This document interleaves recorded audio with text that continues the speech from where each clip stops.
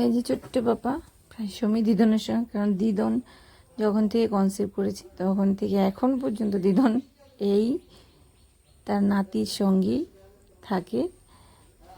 নাতির চোখে হারা।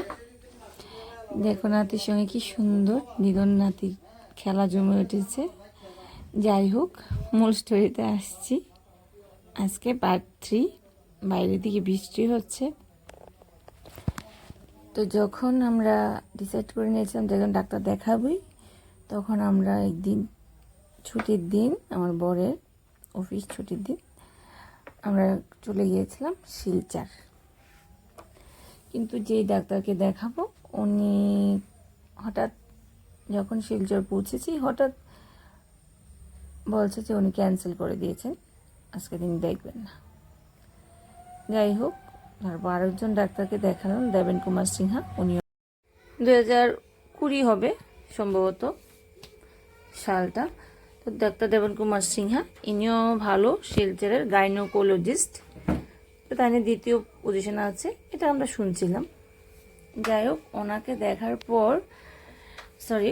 দেখানোর পর আমাদের যে কনসেপ্ট হচ্ছিল না। তো উনি আমাদের জিজ্ঞেস করছিলেন যে বিয়ে কবে হয়েছিল এবং কতদিন পর ট্রাই করেছিলে।